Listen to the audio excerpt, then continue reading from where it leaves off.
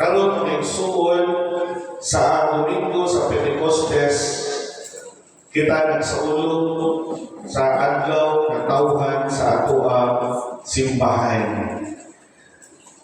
Nagsaulog kita sa pagtukod kayo ni Kristo sa iyang simbahan. Apanindot kayo mga igsuon kung ato ang pamalandungan, ang maong kalihukan nato karon. Base sa ato ang ebanghelyo nga ato ang nadungog. Kung ato nadungog mga igsuon, kaduha kayo si Kristo. Mingon, mag-inyo unta ang kalinaw. Kaduha kayo siya pipadayan o kalinaw ngadto sa iyang mga katawhan o labi na sa iyang mga apostoles o mga pinili ng mga tao. Humani niyang pagparayag o kalinaw, iya siya lihuipan sa Espiritu Santo.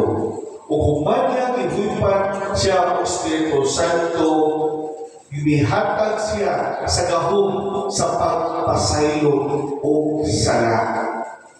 Sa ato pa magsuon, kung ato ang tanawan ang sequence na ihatag sa Ginoo kanato, dili kayo nato madawat ang Espiritu Santo o wala kitay kalinaw sa ato ang kinabuhi.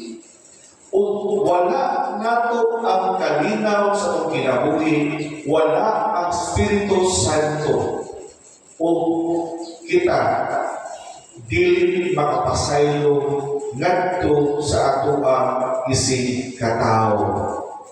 O kana mga igsuon nga nindot kaayo nga kung kita ay una sa tanan, if we want to receive the gift of the Holy Spirit, then therefore let us be at peace in our life. Nga andam kita mo paambit sa ato ang kalinaw o peace diha sa ato ang isig katao. Kung gusto kita munawat sa Espiritu Santo, kinahanglan unahon nato na kita andam na magpadayag sa kalinaw ni Kristo ngadto sa ato ang isig katao. Kaya naman, because primarily the gift of the Spirit is the gift of forgiveness. Kaya kung nato nunawon mga igsuon kitang tao, at una kita ipagtumot. Bata ang siguro may magtumot. Nakalipata, mag-away, human, magduwa. Pero kaning mga tao, mag-away, human, magbugol. So, kaning mga dagkong na.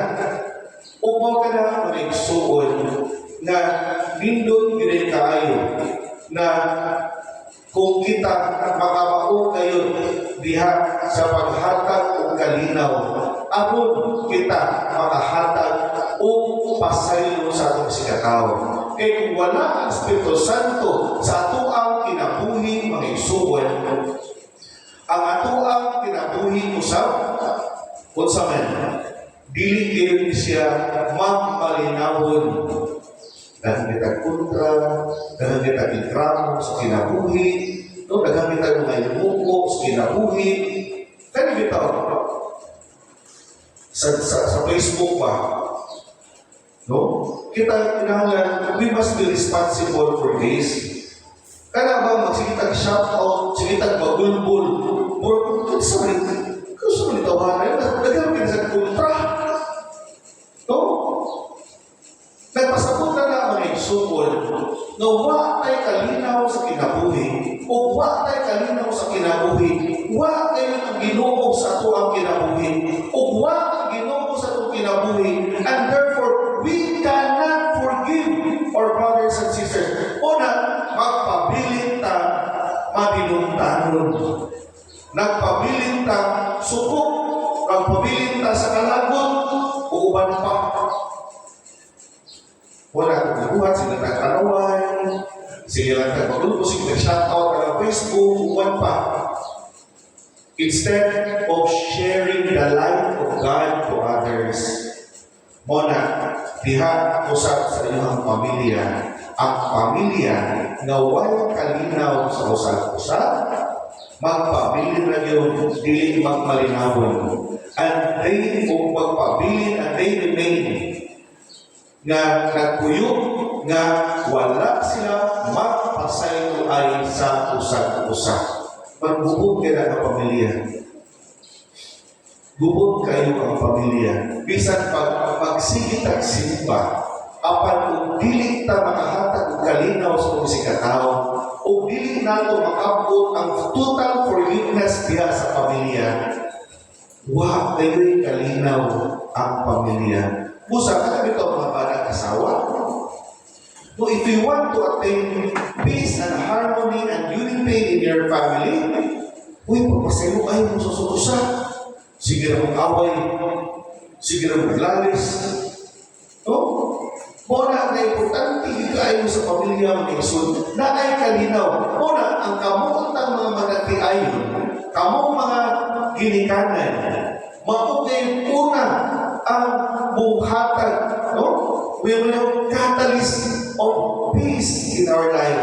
You are the worker of peace in your family.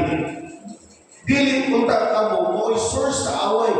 Ay yung mga anak, malinawan kayo. Galit ang sinagitay sa no? Nagsilo sa malhabal driver, sa pa. Nagsilo sa malinda o manok. No? Unsa na? Kung di na kinahanglan sa panimalay, what our family needs is peace.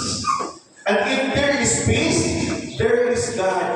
And if there is God, there is forgiveness.